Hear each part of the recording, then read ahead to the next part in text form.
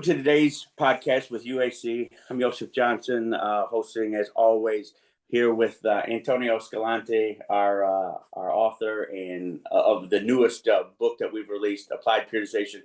Antonio, thanks for joining me today to talk about the book. I'm really excited about the release of this. Thank you for having me. It's great. And good to see you as always. As always, to see you too, for sure. So, the title of the book, Applied Periodization, and by the way, this thing's a behemoth. I don't have a copy in front of me right now. It's 450 pages, right? So I went back and looked at other periodization books. None of them are even close to being that big. So that begs the question why. We're going to get into that in just a second. So this thing's a monster, right? It's I think it's the second biggest book that I sell. So in all the other books that you see out there from on periodization, whether it be Isurin, Bompa, and we've got some with Bondarchuk on the way, and Vereshchansky. I don't think he wrote a book per se, but he did write a lot about periodization.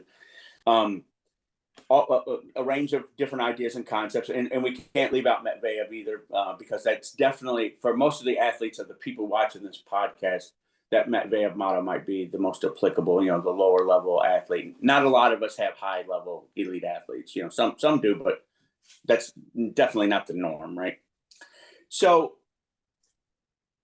applied periodization, like I'm looking at it, and I know a lot of other people are saying, "What? There's going to be some practical information in here, like how to do it."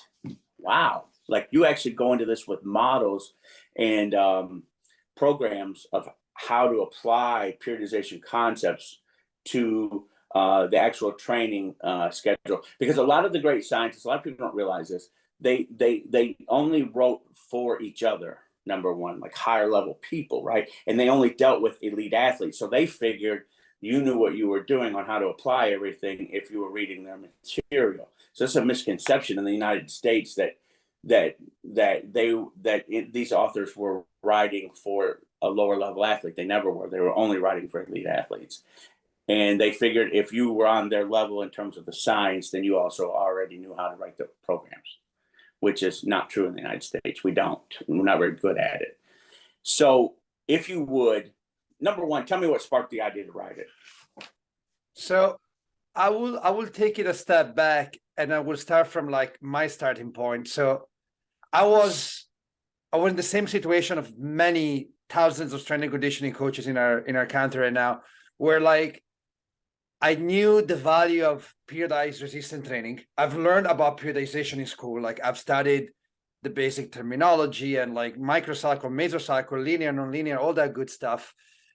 I've trained myself as an athlete, so I kind of knew what a training program looked like, but no one has ever given me the information and the examples on how to go from a theoretical model, like you said, something written by scientists, and convert that into a practical model. And for that, I mean like a recipe, like a straightforward application approach, like exercise selection, sets and reps, and how to go from day 1 to day 2, and how to go from week 1 to week 2, because those that I really value, for sure, the science of strength and conditioning and the evidence-based approach to it.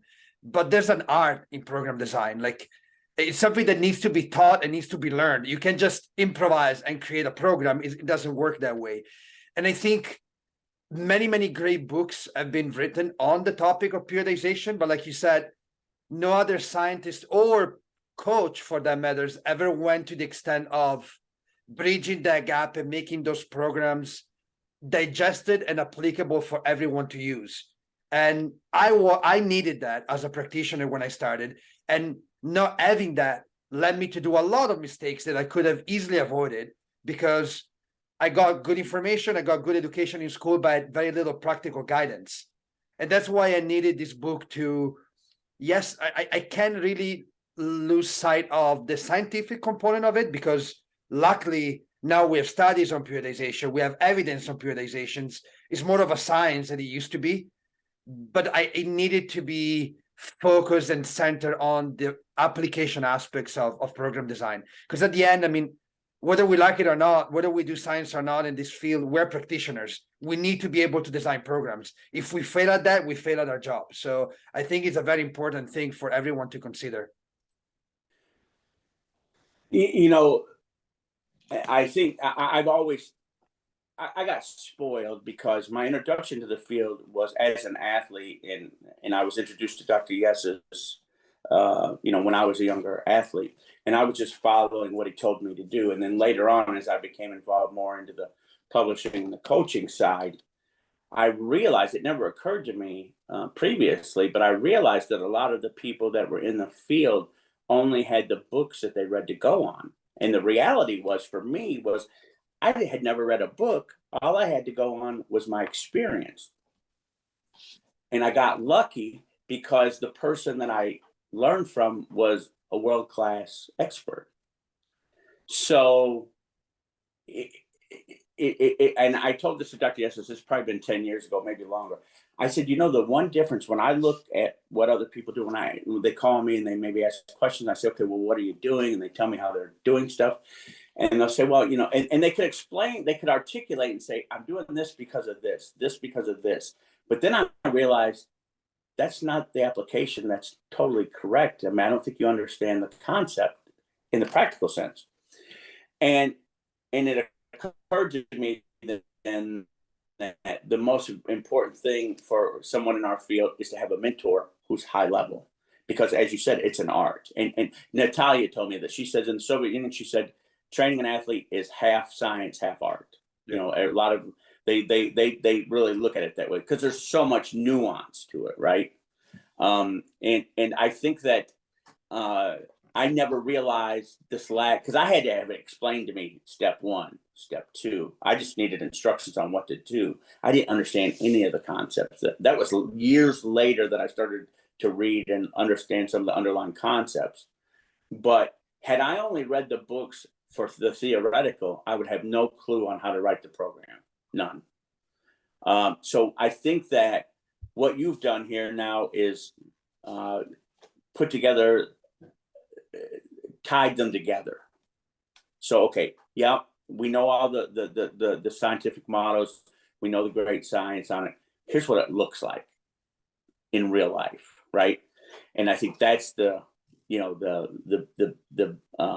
key to this. And this is why this is going to be so valuable to so many coaches across the United States and the world, because it's a practical model. It's like, here, try this. And then you can start to kind of maybe fine tune some things. You find some nuances because each athlete doesn't, they're a little different. You might have to change some things with that individual athlete, but you have this basic framework. And that's what I gained from Dr. Yessis was a framework. Now, do I alter things? Yeah, but they're based on, like the big principles. And then I just tweak them based on results. Like, does this work a little bit better? But I'm not making any sea changes. There's not any, we're not throwing it out, the baby out with the bathwater if something's not going right. Now you just know how to tweak it, right? So before we get into the total applied, what was the theoretical basis? Like, what did you draw from when you put this together? Like, whose work and what models were you thinking of? That's a great question. Without a doubt, the greatest influence for this entire work was, not a doubt, Professor Yuri Verkhojanski. Like you said, and the work that Dr. Natalia Verkhojanski did as well in collecting and presenting some of his original material. I might be wrong, but I'm pretty positive Dr. Verkhojanski himself never actually wrote a book on periodization, meaning like just the topic of periodized resistant training, but it did sprinkle a lot of very valuable information through different books he wrote in English and Italian. And it covered that in a way that it was so self-explanatory and so, at least to me, easy to relate to, that it made it possible for me to bridge that gap between theory and practice. Like when he was teaching something or preaching something in the theoretical component of his books, he always found a reasonable application where you were looking at the program design. So to me, that made a lot of sense. And based on him and like just expanding upon his work, definitely other major contributors were Medvedev for sure as a core core literature work. Bompa to some extent. I've never been a huge fan of Bompa's linear periodization approach, but we do need to give him credit for making periodization popular on a larger scale, and his theoretical model has some good reasoning behind. A lot of the work of Isurin for sure, and Bondarchuk. Although you know that better than I do, Bondarchuk is a bit of a different animal, if you will. So He's a maverick. yeah, you need to look at it with some critical thinking before you can just put it on paper. I found some inspiration too in some more recent American models. I'm thinking of Kramer, for instance. Some of the work that Zacharski put on paper, Dr. Becker from Australia. There are different influences that came together in this book for like the theoretical frame of reference. However, I think the most challenging thing for me personally was to be able to, first of all, design or write programs that I myself would be comfortable applying with my athletes. So honest programs. Sure.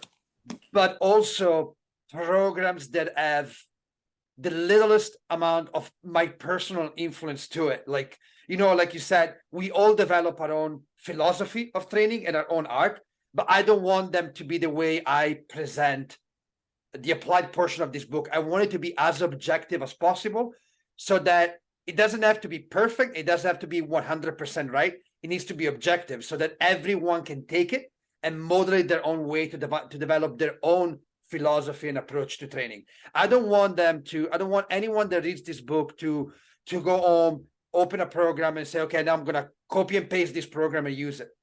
I want them to reason through the applied portion and create their own spin of that program based on what they've learned in the book. That's my goal. So we could say that this isn't Antonio Squillante's periodization theory. He's taken the theory. We're not trying to claim we've broken new ground in the area of periodization. Absolutely. We just put together what others have done, filter through my experience. That's it. And make that applicable and easier to use. And I'll be honest with you, because a lot of people say, listen, I don't want a cookie cutter program for people. And I agree. But the parameters of it, I think, have to be established. I agree. You know what I mean? Like, okay, look, yeah, I'm not going to give you a do this. And in some cases, like with lower level athletes, you can say, just do this. It'll work.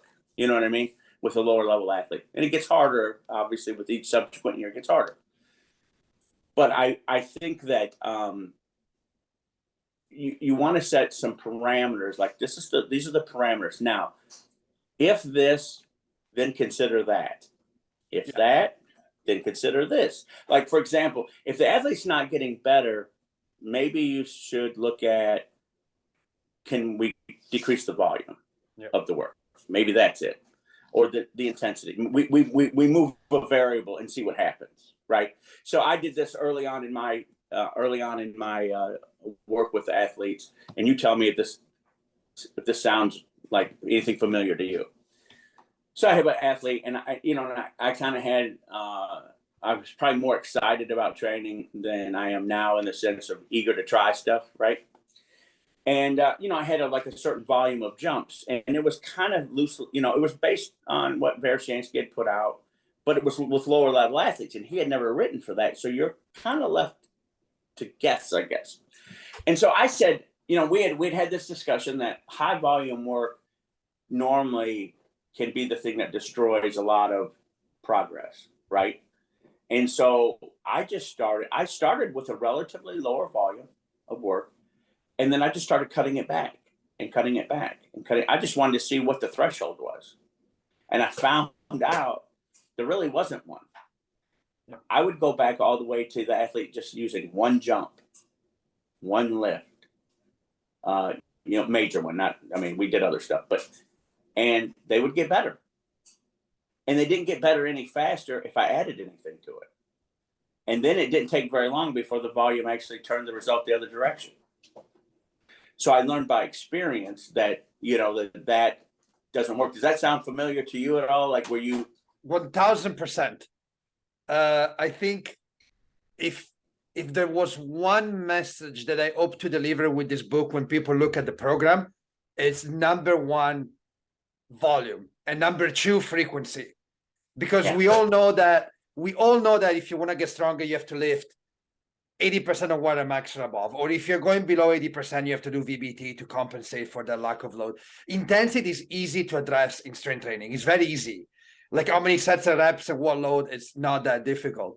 But how to manage volume, so how much to do, and frequency, how often to train, I think are the two most underrated variables when it comes to program design. But they are the one that at the end can make it or break it with an athlete. So I totally agree with you. I've done the same thing. If I were to look at the way I used to program 10 years ago and the way I program now, the one thing that has really changed is the way I manage volume and I prescribe volume. So I completely agree with you. And again, my approach in this book was very, at least I tried to keep it as objective as possible, understanding that the same periodization model may look different if we are applying it to an elite level athlete, a beginner, an endurance athlete, a power athlete, a team sport athlete. There's so many variables. I just try to create a guideline that can be an excellent starting point for everyone to use in any situation. Then the trial and error of a coach comes into play. You need to develop your own approach to training. I'm reminded of a conversation I had with Dr. Bondarchuk about 10 years ago, and we were talking about, how he designs the training protocols for his athletes. Now, he's 82 years old now, so he was in his 70s at the time. And I remember him telling me, he had been coaching for 40 years at that point, right? Over 40 years. And he told me, he says, great coach, in his words, all the time change, all the time. He said, you're constantly scrutinizing. And I said, so, here you are, you're the greatest coach of all time. And there's nobody even close, right? He's the greatest. And he's going to be the greatest 100 years from now, I think. And there's nobody that's in his ballpark, right? And I said, you're already the best. You're better than everybody. And he said, you're constant. He said, I'm constantly looking at it. And he said that during his career, he probably had 4 or 5 different aha moments that changed how he was looking at stuff, right? And how he altered it. And I had a conversation with him the other night, and I think this fits perfectly in with what you just said, and it's eye-opening. He called me, it was about 2 weeks ago, and he said, when I first got started, he said I'd have the athletes throw 60, 70 throws in a session, and sometimes multiple times a day, right? He said, now it's about 6 or 7. Wow. He said it's about 10% of what he started in the 70s. Now, and mind you, he coached the guy who still owns the world record. Anatoly coached him. And no one sniffed that world record, not even close. And he said from there, he's cut it down, down 90%, his volume. So that tells us something. And the other thing that I think is applicable here is the work. And you remember this from the lecture that Dr. Natalia Vershansky did on the work of Garkovy and some of the other ones. And they said, look, one thing that we are finding for sure is that it needs to be cut back. Yeah. It's a more of a medium level, quote unquote, intensity. But I think what they meant was overall load, medium load.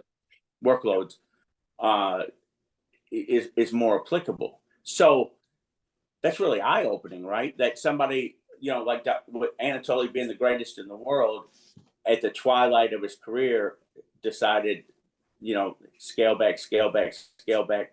And I remember when we first met, it was 16, 17 years ago, his volume might have been 2 to 3 times what he's saying it is now. And that's in the and then that's in the process of the last 15 years. So the point is that not only do we think that that volume is maybe the biggest killer amongst our athletes, but even at the elite level. So how much more does it matter with a lower level athlete who's much more vulnerable, or I want to say vulnerable, sensitive to volume, over volumization, right?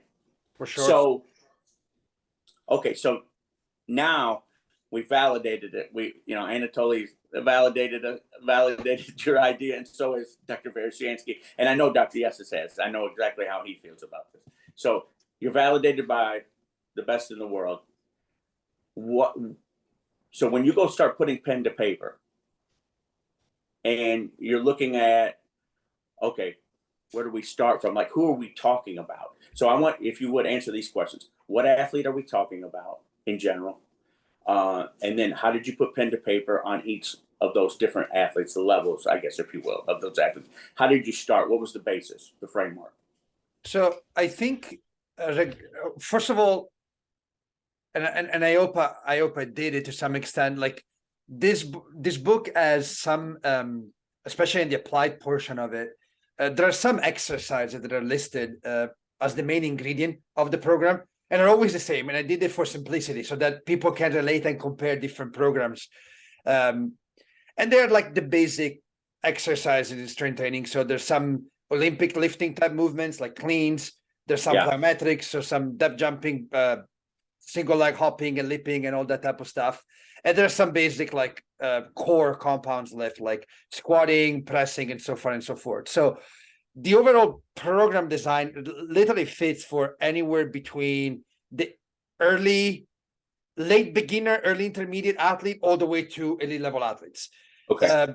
What really matters the most when you go and put pen to paper, I think it's having a strategic approach to a very simple and fundamental notion that in many programs is still missing, which is progressive overload. I think the key is to be able to, regardless of the athlete you're working with, regardless of the sport you're working with, what you're capped in the sense that like you can only see an athlete X number of times in the week for X number of weeks in a row. So that's your cap, and you can't really change that. It's on you as a coach and as a practitioner to be able to create a system of progressive overload that fits in that time frame and that makes your athlete stronger, faster, more explosive by the end of the due date, but when you are supposed to compete. That's what periodization is all about, is managing time and resources to prepare the athlete at the most important moment of the year. And I think that the one element that I've noticed that it was, and this is not like a critique to anyone, it's just an objective observation, like the most underrated aspect of the vast majority of programs I've ever seen, colleges, online, in other books, was the notion of progressive overload. If progressive overload is missing, there's no improvement over time. You're guessing whether or not you're improving, but you're not creating a system to improve. And that's something that maybe people that are more familiar with the word of powerlifting or weightlifting might be more accustomed to, because that's what the sport has done for decades at length. But strength training is strength training. Doesn't matter if you're looking at a weightlifter or a basketball player. You're looking at adaptation. You're triggering the neuromuscular system to adapt and give you a response. And that response is an increase in strength and power. So you may change the exercises that you used to go about it, but the principles must be the same. And those principles, those core principles, revolve around progressive overload. So that's a key aspect of not just the theoretical portion of the book, but even more so the applied portion of the book.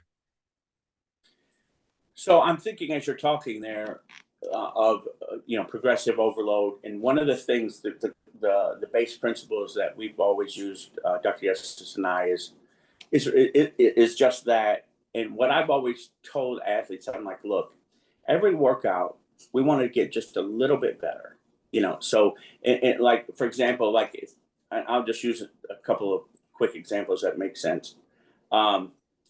If you squatted 100 pounds, let's say a little high school athlete squatted 100 pounds, and you did it for 20 reps, which we use the 1x20 range, especially with the younger athletes. Next workout, we're just going to go up 5 pounds, and we're going to see what we can do. Maybe you only get 17, and that's okay. And then the following workout, we'll get 18, then 19. It doesn't have to be crazy. It just needs to be moving in that direction, right? And you really don't want it to be too crazy, because the body adapts more smoothly with very small incremental changes, as opposed to one jump here, and then it'll kind of be like almost 2 steps forward and a step backwards sometimes if you do that. But if you do it nice and easy, there's a very smooth transition. And with the jumps, it's the same thing. There's an overload. You're measuring the maybe I'll use the horizontal jumps for the athletes that use those as a good measuring stick, because I can just measure the floor, right? Like how far did you go on the track? And I tell them, look, we just want to go a little bit further than we did last time. And then when the scheme that we're using, for the most part, like if we're using a particular jump and we've been using it for 4 or 5 weeks, it stops working, right? The body adapts. So what do you got to do? Progressive overload, change the jump.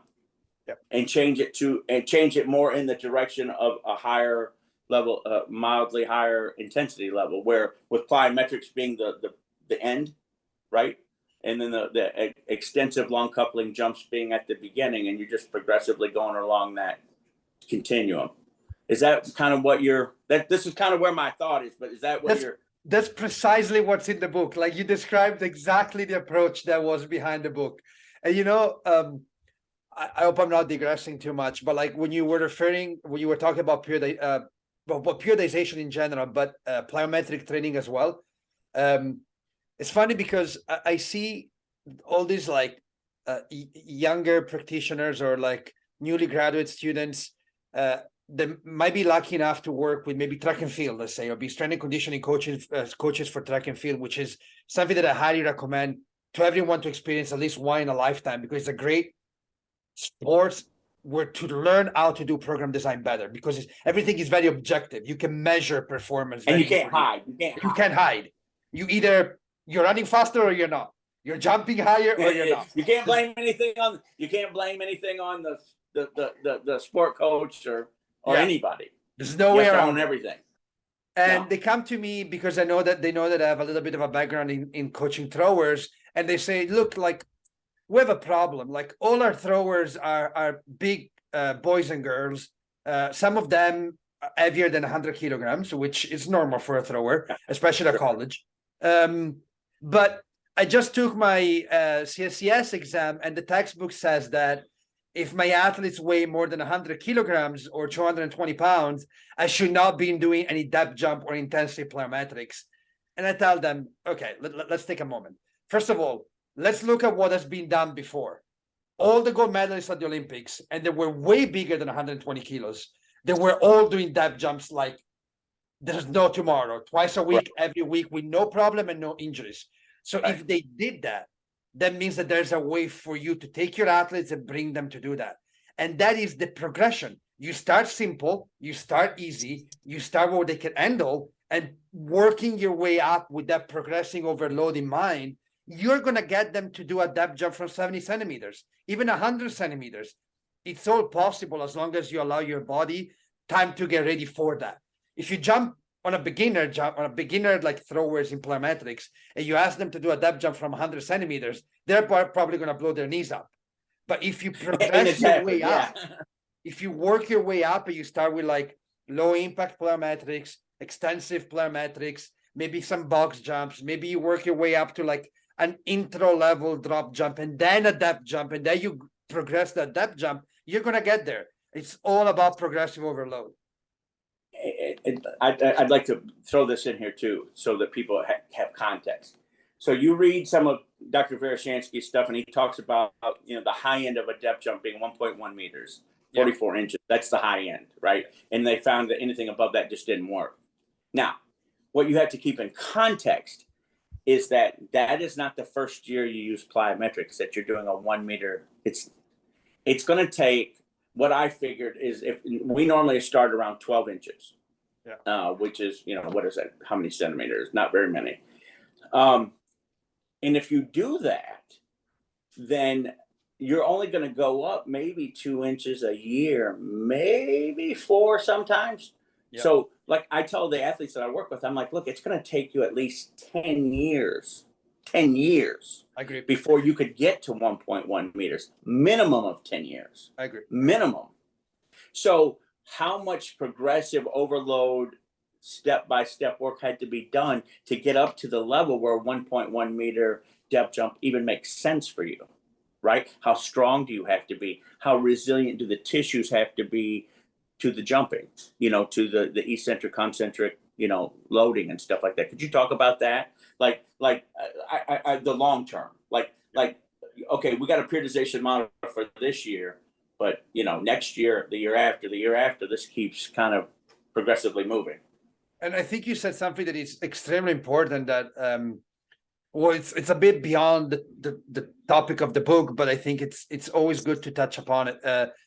It needs to make sense. Like, everything in your program design needs to make sense for the athlete. It's funny that you said that. Like, Verkhojanski says, like, the tallest box you should be falling from is about 1.10 meters, and that's precisely the tallest depth jump that I've used in my book, because everything I know about plyometric training comes from Verkhojanski, so it's very straightforward. However, if you were to take, let's say the biggest box, 110, and you were to perform a depth jump, chances are some athletes might be able to use a bigger box and still jump to some degree. But is there going to be a quality jump where you have the appropriate ground contact time for you to elicit the type of adaptation you're after? Just because you can do certain things doesn't mean you should be doing them. They need to make sense, and they need to trigger the level of adaptation that you're after, specific for that athlete. And that becomes a lot of art and experience. Yeah, and one of the ways that, and I don't know if a lot of people know this, and this is a slightly off topic, but I want to mention it based on what you just said, is that the way that you evaluate how you progress the depth jump, according to Natalia and according to Yuri, is the rebound height. Yeah. Like they said, ground contact time, yeah, it matters, especially with the lower level plyos. You're really you're emphasizing that. But once you're into the depth jumps and going along, they said that's no longer the primary concern. Now what we're looking at is rebound height. Yeah. You do have to come up quick, obviously, but we're not timing it anymore, right? Or we're not looking at that. We're looking at the rebound height, and the rebound height is what tells you, number one, what size box or what the height is, that makes the most sense for you. If you're continuing to get up higher, then it tells you, okay, that's a good height. If it's too high, the rebound height may not improve at all. Yeah. If you because it's too much for your system. And so if you went above 1.1 meters, my presumption, and I don't know this and it's not written anywhere, is that it'd be much more difficult to improve rebound height. Yeah. I would assume that that's probably one of the criteria that he used. And it may have been the primary criteria, I don't know. But point being, you can measure the improvement that the depth jump is having by its rebound height. Absolutely. And that's how you know when to go up to the next height, is when you kind of stagnate, like you improve, and then it stops. My rule of thumb with my athletes is, if 3 workouts in a row you have the same rebound height, then we got to change, because there are some variables. Maybe you didn't sleep as good, you're just having an off day, so that second one in a row, I'm like, okay, well, maybe it could have been another variable. The third time in a row, and I checked all of my other parameters, and you're still stuck, okay, and it's been so many weeks, that's how I know. Now, if it's in the second week, then something's wrong. But if it's in the 6th week, right, of using that, and everything has been kosher, your sleep and everything else has been good, you're not under too big a training loads otherwise, then we know it's time to change. This is where it's like what we just talked about earlier, it's a parameter. Yeah. But I'm judging it, like, I'm not going to change it in the second week, because the parameters say it's going to take at least 4 weeks for the athlete to adapt to this stress, right? Minimum, especially lower level. So if that's the case, if it's his second workout, we know we don't need to change the height. You know what I mean? Although the rules say when you stop improving, change the height. Well, but you have the context, right? Absolutely. Does that kind of make sense with kind of totally where your head's at? And as a matter of fact, the very last chapter of the book, it's on auto regulation. And like I have the uttermost level of respect for Dr. Brian Mann, and I've learned everything I know about auto regulation and VBT from him. And that's something that he's much more of an expert than I could ever be my entire life, because that's where he spent a lot of time researching and applying. I just thought it was important for me to briefly touch upon the topic of auto regulation, because that is precisely what a coach needs to do what you just described, to be able to put that information into context. Like, okay, we're looking at an improvement in performance or a decrease in performance that is different than what we expected to see. How do we take that information and we go about changing your program to respond or to adapt or to react, to keep promoting adaptation? And that comes with the overall system that you apply to your intervention, and that is auto regulation at its finest. We touch briefly upon it at the end of the book, just to give an example of how to use auto regulation, but I think it's something that like every coach should be very, very familiar with. Okay, so this leads me to another question, and that I think will kind of hopefully give more shed a little bit more light. How do you address multiple sports?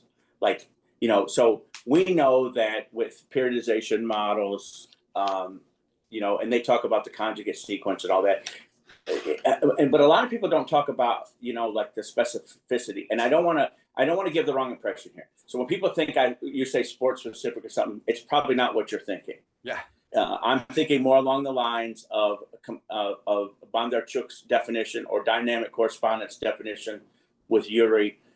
So you're looking at, like, let's say, for example, like if you're a shot putter, there's going to be a lot of bench pressing involved, right? Or some pressing movements, right? If you're a soccer player, not as much, right? Yep. How do you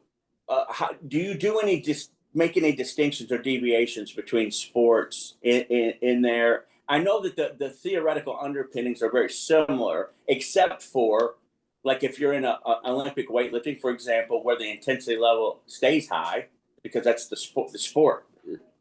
It's 100% intensity, right? Whereas, if you're, in a team sport, obviously the intensity level doesn't need to ever be that high because it's never that's not the demand, right? So like a 1 rep bench press, contrary to a lot of people's, theories or things, dogmas that they hold dear, a 1 rep bench press max is not indicative of anything in football. So it doesn't tell you anything. So he needs to be able to repeat that display of force over and over again in a football game, where the Olympic weightlifter only needs to do it once. Yeah. Do you draw some distinctions in there that kind of, you know what I mean, like allow for different sports? Yeah, I was thinking about like how to make that distinction, because like there is a 2-step process. First, you need to, like you said, at the entry level, when it comes to like the actual training session or exercise selection, you need to choose the most, it's a term that I don't like a lot, but the more functional exercise for a sport, meaning that the more sport specific one, if you will, the one that are going to be more, are going to have a bigger impact on performance. And that is that is complex, and that goes with the needs analysis of the sport. You need to understand, like you said, dynamic correspondence principle. You need to understand biomechanics. You need to understand a little bit of motor learning to choose the most appropriate exercises. And I thought that would have been a little bit too much to put in a book that tries to be a little bit more applicable. And to compare exercises, I left them pretty much the same. However, the second level of individualization, if you will, when it comes to the sport, is how you manage periodization based on different sports. And that is much easier to do, and it's in the book, because that's just a matter of looking at your time constraint, which is your season, your competitive season, how long that is, objectively, how many competitions you have during that season, and even more so, how many of those competitions are really important. And now, once you have a schedule and a list of competition, it's up to you as a practitioner to see which one of the many periodization models available best fit in that situation. And that's something that we cover in the book. Like, do you have a lot of time? Well, that you can probably do maybe a more linear approach, or if you will, more like a block periodization. You have a longer season and more competitions. Block periodization is more difficult to fit. Maybe you want to go with a non-linear approach to periodization that is more flexible and you can manage more variable at the same time. Are you coaching like an Olympic level athletes where like there's only one big event that matters and everything else is kind of secondary? Then you can go about having like accumulation blocks, intensification blocks, everything becomes more flexible. So it really depends on the time constraints of a sport, because again, periodization is all about managing time to prepare the athletes for the moment that matters the most, which is competition. So everything always starts from the competitive season, the schedule, the main competitions, and now you handle everything else based on that. Okay, so that leads me to I'm trying to think of like, with that being the case, and I like what you said, because you like the periodization as it applies to different sports are the constraints that are around that. Like if you're a track and field athlete, it's one thing, you know, and you have a couple competitions a year. You're still training maybe earlier in the season, maybe a little heavier, and you're okay with just qualifying because you're looking for a bigger result at the very end. It's a long season, like let's say Major League Baseball, where they play 182 games. They literally play every day for 6 straight months. I think they play 27, 28 days out of every month for 6 months. Here's a question, and this is kind of a maybe, I don't want to say controversial, but provocative. What about in season? I see a lot of people talking about how you should still train hard in season, like with a team sport. Let's say, for example, like let's say football or something like that. And also let's make a distinction. Also, football that's once a week, and then baseball that's every day of the week. Yeah. What does in season training look like? What should you do? That's a great question. So do I think, and I really hope my answer doesn't disappoint a lot of people. Do I think that you have to train hard in season? Yes, but only because law of accommodation. If you build a certain level of strength and you stop using it, you're gonna lose it. Like playing the sport. You need maintenance. You need at least to maintain what you were capable of doing before the season. So at least you need to match your best level of intensity, which means that to some extent you're going to be training hard, not harder than before, but still hard. So do you need intensity? You most certainly do. Do you need to overdo intensity during the season? Probably not. You probably want to train a little bit smarter, and that's where like non-linear periodization, but even better than that, simply using progressive overload, it's enough to manage that load through the week. In all the programs that I designed, because that was another issue I was facing when I put together the applied portion, is like, okay, like I want to do an applied portion. I want it to be as objective and as easy to follow as possible. If I start playing with in-season, off-season, it's just going to create too much variability and people won't be able to see a trend. So sure. I designed my programs on 12 weeks blocks in a way that they can perfectly fit the off-season or the in-season based on the type of sports you work with little tweaks. Of course, it's not going to be the same, but little tweaks. And that brought me to decide to use an approach to progressive overload, which we commonly refer to as heavy, light, medium, which is a very old school approach, but in the end, it worked and is the only one that is based on objective measurement of internal load. So there's a reason why we go heavy and then we take some time to go light and then we go medium and then we go heavy again. Because that's our body, like you mentioned that before. It's not about just how heavy I can go one single day, is how well I can adapt from that load and keep that intensity consistently increasing over time. So in my opinion, and again, this is just an opinion, it's more like a theoretical frame of reference. If you were to do progressive overload based on objective measurements of athlete readiness, so that if you can assess the readiness of your athletes on a daily basis, nothing can stop you from still progressing in strength and power, even in season. It's just extremely challenging and that much more difficult to do in season than it is off season, because the number of variables you have to control for are many, many, many more. So bottom line, yes, you want to go intense and you want to train with a high level of intensity in season. Just train smart so you can maintain. And then if you have a chance to control for many variables and do a type of auto regulation, chances are you might still be able to progress in performance during the season as well. Okay, I'm going to throw this at you, and you're going to correct me wherever I'm wrong at, because I want to be sure that people get the right message.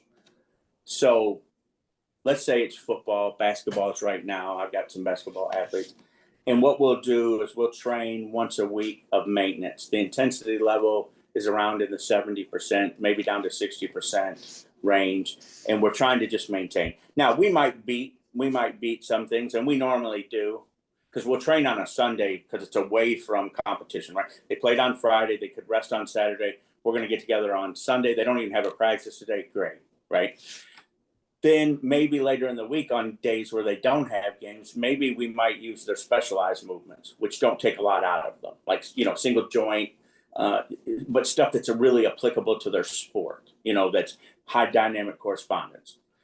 And then the one thing that I started to do more in the last probably 5 years at different times, I might incorporate, because like sometimes they're in classes where they have to do something. They're in a high school class, they've got to do something. The teacher says we got to do something. So I've incorporated some more velocity stuff in those times, because the recovery time is minimal. It's even less maybe than the maintenance workout. It's minimal, but it keeps the intensity. And I don't want people to confuse this. By intensity, you mean that you're not like 95% loads. No. That's not what meant by intensity. I understand what you mean, but I can see how that could be misunderstood.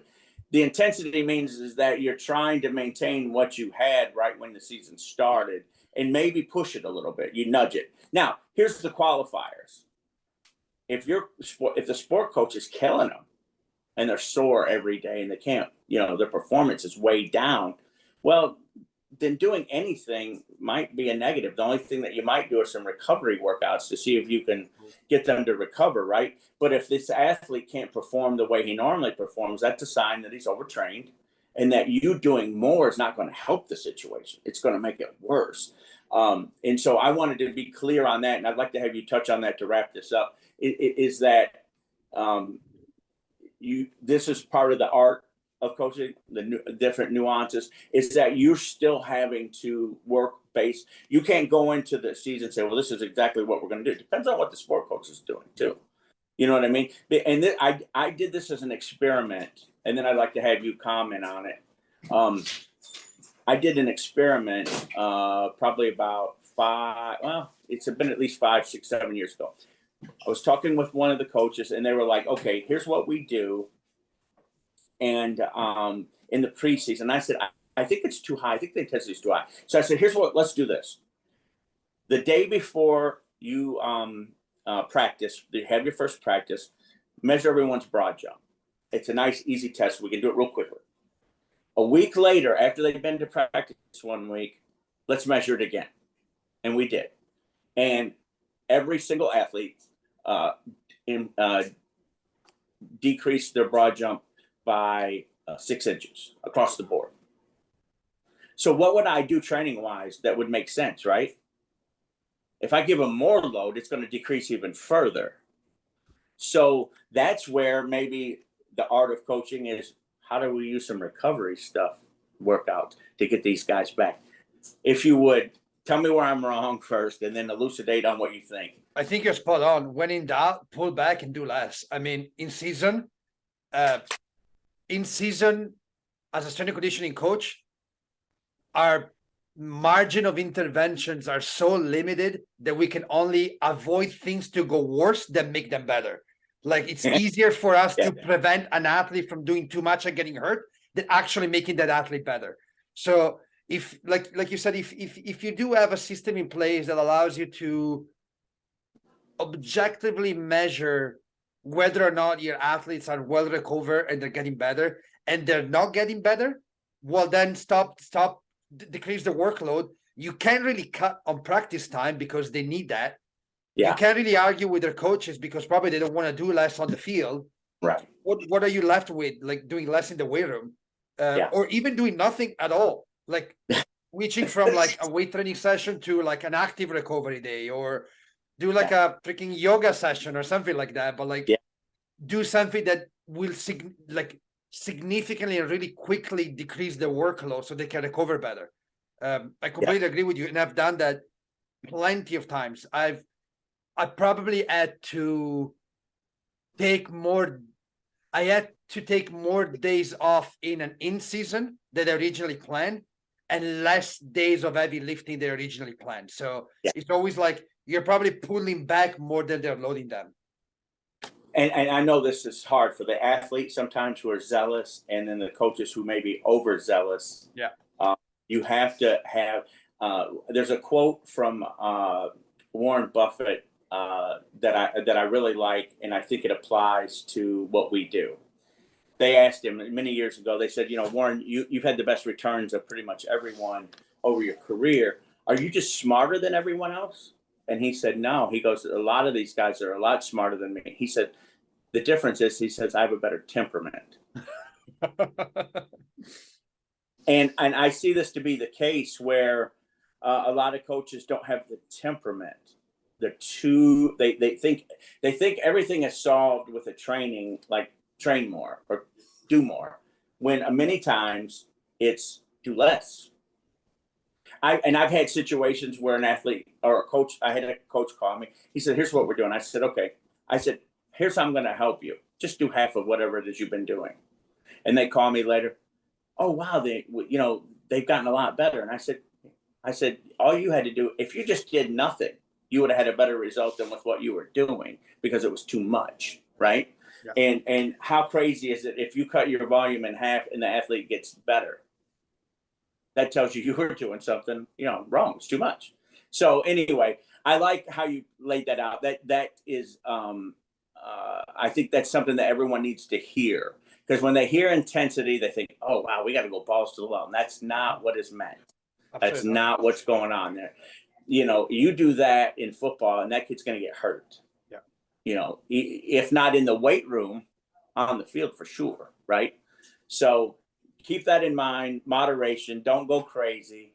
And then you're going to have the best result. So the nuance of all of this is to use your good judgment within the parameters that we need. Use some common sense, because common sense isn't that common all the time. I so much agree with that. Sometimes it's not that complicated. I get questions like, hey, I get this all the time. And this isn't the fault of the kids, because they don't know any better, but their coaches will be like this sometimes too. That, hey, I'm sore from yesterday's workout. Should I do it again today? No. No. Or man, I'm really tired. How much did you sleep last night? 5 hours.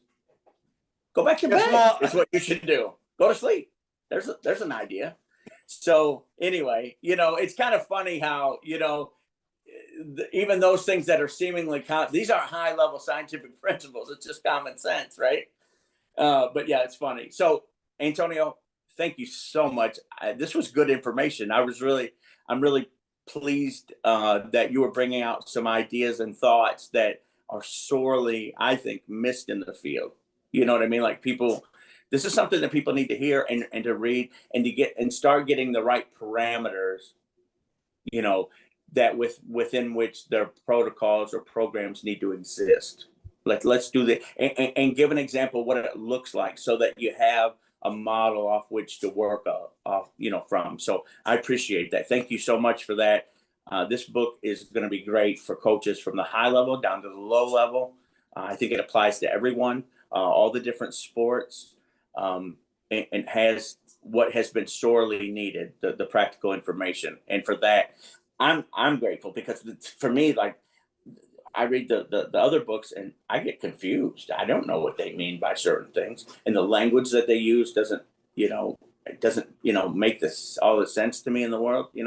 So anyway, thank you so much. I think you've made a significant contribution to the field for coaches who are working with athletes who are not necessarily Olympic athletes, but all the way through, stuff that applies to them and then they can use. Thank you so much. Thank you. Well, thank you for all your work. Like we are strength and conditioning coaches. A lot of it has to do with the good work that you have done over the last 20 years to put out good information for us to have available, you know. So thank you for that. I'm just lucky. Yeah, I've gotten into a great position, and I've definitely, due to the good graces of all the different guys that have wanted to publish with us, they've made us, you know, they put us in a good position, made us look good. So yeah, definitely I'm lucky, no question about it. So guys, you want to get this book, go on our site, uaconcepts.com. It's available there. We ship all over the world. And if you have any questions, you can contact me directly at yosefjohnson@comcast.net and give you my direct email. If you have any questions or anything that you'd like answered about the book, we'd be happy to do that. And even if you have questions for Antonio, you can send them to me and I'll filter them through, and we'll try to answer any questions. Because what we really want is to answer those real applied questions, you know, and something may come up. We'd really like to be able to do that. So what we're going to do is this, Antonio, I just thought of this, so you might be mad at me for scheduling you in advance. We're going to come back and take questions from people. So I'm thinking, let's give ourselves like 60 days or so. So what is it? January. In March, we're going to come back and we're going to invite questions, and we'll have Antonio answer them. And then that way, you just send your questions into me, and I'll forward them to him, and then we'll get back on a podcast and we'll answer them on there for you. And that way, it's really applied. You get to kind of interact a little bit. So, Antonio, I committed you already. Is that okay? I'm totally committed. Okay. All right. Well, thank you very much, and we'll look forward to talking to you here in a couple months. Thank you so much. Thank you, everyone.